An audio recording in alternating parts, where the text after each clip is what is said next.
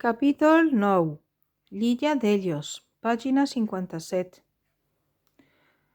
Després d'escapar dels terribles esculls d'Escil·la i Caribdis, la nau va solcar la mar fins que s'albirà l'illa del déu Helios. A mesura que s'hi apropaven, es podien sentir amb més claretat bramull de vaques i bels d'ovelles. Aleshores, Ulisses recordà les paraules del seques endeví Tiresies i digué als seus homes: «Escolteu-me, companys! Alades, l'endeví Tiresies, em va aconsellar que no posàrem els peus en aquesta illa si volíem evitar la nostra fi més terrible. Així doncs, dirigiu la nau ben lluny d'ella». Allò menys enutjat, Euríloc li replicà: «Caram, Ulisses, estem esgotats. No tardarà a caure la nit. I no obstant això, ara ens demanes que seguim navegant en lloc de deixar-nos baixar a terra on podríem preparar un bon sopar? Deixa, doncs, que descansem i a trenc d'alba ens farem de nou a la mar». La resta dels navegants van fer costat a Euríloc. Tanmateix, Ulisses, tement les pitjors desgràcies, els digué: «Molt bé, baixarem a terra, però jureu-me que si trobeu rames de vaques o d'ovelles no en matareu cap i us conformareu amb els que els viures que ens proporciona la deessa Circe». «I això per què?», pregunta un altre dels navegants. Ulisses contesta: «Les vaques i les ovelles pertanyen al déu Helios, que tot ho veu i tot ho sent des de dalt. Si fem cap dany als animals, patirem la seva ira i serà la nostra fi».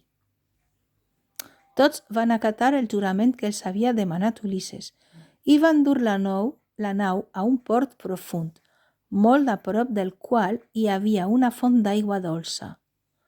L'illa semblava deshabitada i ningú d'ells no podia saber que hi romania la deessa Lampècia, la qual tenia cura dels animals del déu Helios.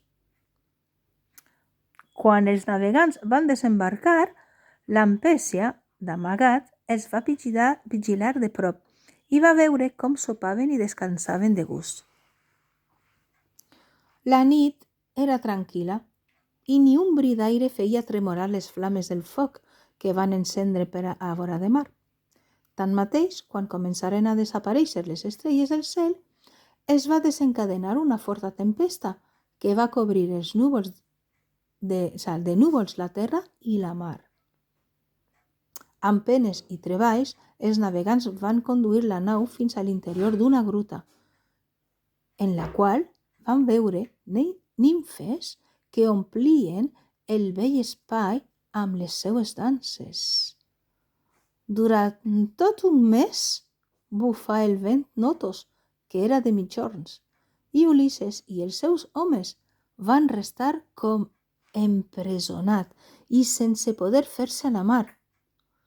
Passat el temps, començaren a faltar els queviures i la fam començà a arrossegar el ventre dels navegants. Fou per això que una vesprada, mentre Ulisses s'havia endinsat a l'illa per buscar un lloc solitari on pregar els déus, Euríloc digué als seus companys: «Escolteu-me, totes les morts són odioses, però morir de fam per no fer front al destí potser és la pitjor mort de totes.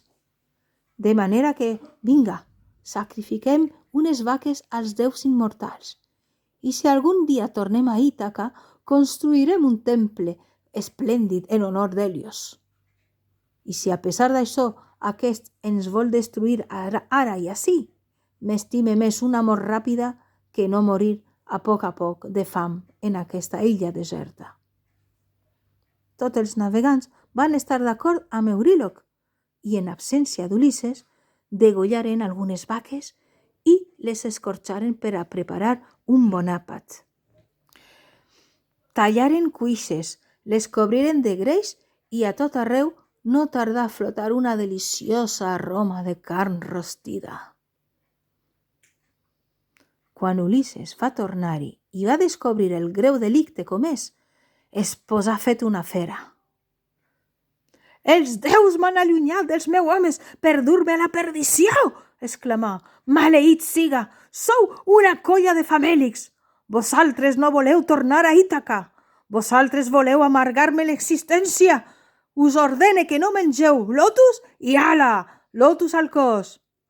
Ens regalen una pell de vent i provoqueu un huracà. Ara us demane que no mateu els animals del déu Helios i patapam. Ja us n'esteu fent sarrons amb les pells. És que sou incorregibles i jo us havia promès medalles de plata i de bronze per als propers Jocs Olímpics. Ha, medalles! I un bé negre! Esquellots us penjaré del coll, esquellots de ferro massís, i així de grans! Estava Ulisses fet una fúria i mentre els navegants, avergonyits, no gosaven dir ni piu. Lampècia es va presentar com a missatgera a Helios per dir-li que els companys d'Ulisses li havien mort algunes vaques i Helios va dir als déus immortals: Pare Zeus i altres déus benaurats, us pregue que castigueu els navegants que acompanyen Ulisses. Ells m'han mort algunes vaques i us demane una compensació. Helios, li respongué Zeus, jo mateix enfonsaré la nau en què naveguen amb un llamp encegador que la destruirà enmig de la mar. Durant 6 dies, els companys d'Ulisses gaudiren de bons banquets. Al 7è, però, el vent deixà de bufar i van salpar ràpidament amb les veles blanques ben hissades. Tanmateix, quan eren ja ben lluny de l'illa i tan sols es veia cel i mar, Zeus ho cobrí tot amb un núvol tan negre que semblà que s'enfosquia la terra sencera. Un inesperat vent de ponent començà a bufar amb força i, immergida en una gran tempesta, la nau començà a fer-se miques. Va caure el pal major, el velam va eixir volant pels aires i el llamp que va enviar Zeus va fer que tota la nau s'esquerdara de cap a cap. Un darrere d'altre, els navegants van caure a l'aigua i les onades no tardaren a engolir-los tots, mentre Ulisses rodava d'una banda a l'altra del vaixell. A la fi, els cops de mar van partir la quilla i agafant-se d'un tros, Ulisses es deixà arrossegar pel vent funest, lluitant per no córrer la mateixa sort que havien patit els seus companys. 10 dies després, sense forces i amb el cor exhaurit, Ulisses va veure una illa solitària enmig de la mar. Era l'illa d'Ogygia que habitava la seductora nimfa Calipso. La nimfa va descobrir la presència d'Ulisses i de seguida l'arrossegà a terra ferma per salvar-li la vida. No obstant això, l'heroi se sentí d'allò més descoratjat perquè, a pesar de tot, va temer que sense nau i potser oblidat pels déus immortals, no podria tornar mai a la seva terra.